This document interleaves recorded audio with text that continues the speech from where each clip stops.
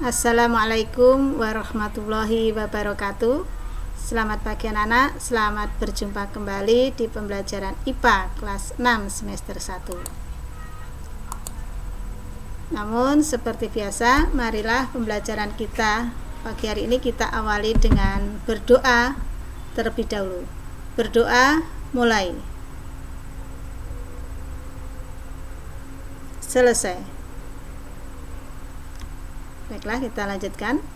Materi inti subtema 2 yaitu perkembangbiakan hewan.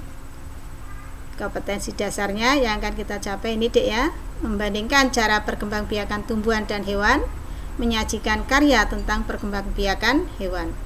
Tujuannya apa pembelajaran kita kali ini? Yaitu agar kalian bisa menjelaskan perkembangan generatif pada hewan dan menjelaskan perkembangan vegetatif pada hewan. Kita lanjutkan. Perkembangbiakan hewan. Perkembangbiakan hewan itu ada dua macam ya, secara generatif dan vegetatif. Bagaimana generatif dan vegetatif itu? Oke, kita bahas satu-satu.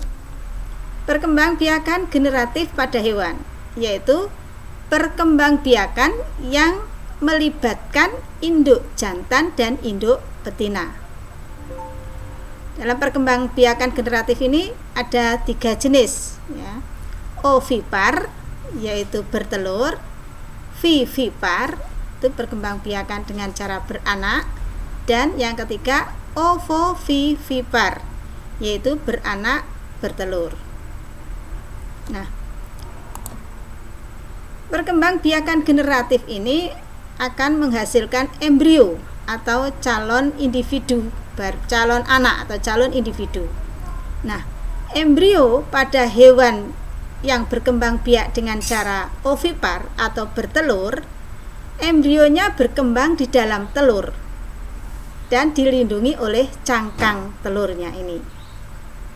Nah, sedangkan pada hewan yang berkembang biak dengan beranak atau vivipar, embrionya ini berkembang di dalam rahim induk betina. Nah, dan yang terakhir yaitu embrio pada hewan ovovivipar, hewan yang berkembang biak dengan cara bertelur beranak. Ini embrionya berkembang di dalam telur pada tubuh induk betina.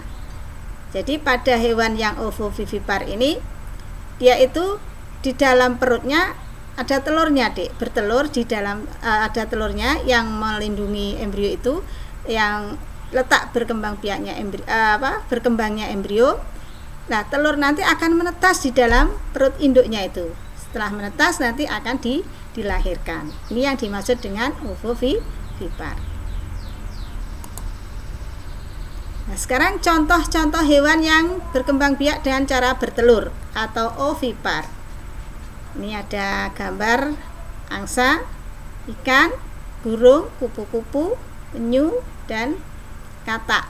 Mungkin kalian bisa mencari hewan-hewan lain yang berkembang biak dengan cara ovipar. Ini hanya contoh aja ya Dek ya. Kita lanjut. Contoh hewan yang vivipar, yaitu berkembang biak dengan cara beranak. Nah, ini dilihat di layar kaca Anda, di layar kaca kalian. Ada kelelawar, ada paus, lumba-lumba ya. Ada kambing, gajah, kucing, dan sebagainya.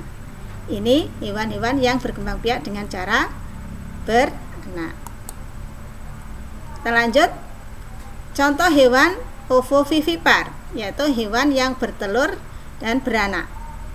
Ini ada kadal ya, bunglon, kemudian platypus ya, ada kuda laut. Nah, masih banyak lagi jenis hewan-hewan yang lain yang berkembang biak dengan cara ovovivipar. Bisa kalian cari sendiri. Lanjutkan. Sekarang perkembangbiakan yang kedua yaitu perkembangbiakan vegetatif. Perkembangbiakan vegetatif ini tidak melibatkan induk jantan dan induk betina.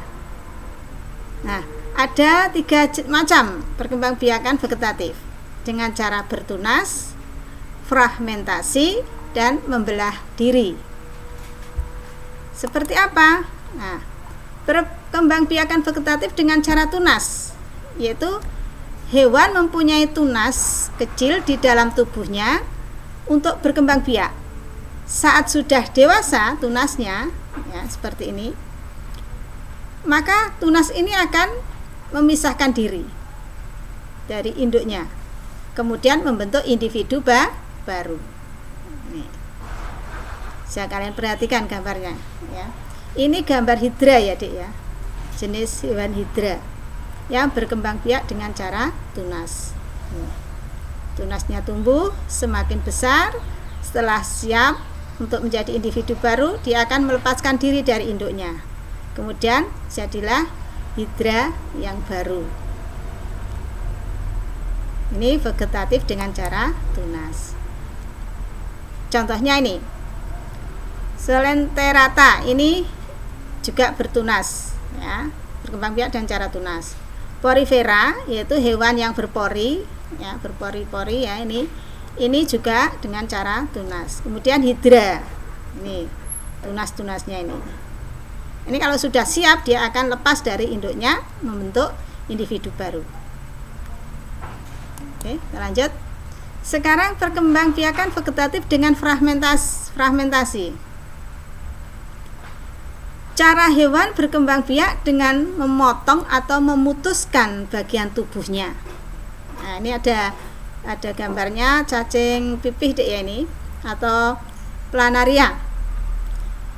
Ini planaria ini dia bisa memotong atau memutuskan bagian tubuhnya ini. Misalkan bagian kepalanya dilepas ini, ya, dilepas, putus. Nah, bagian kepala yang putus ini nanti akan tumbuh tubuh baru. Nah, seperti ini, sehingga menjadi individu baru.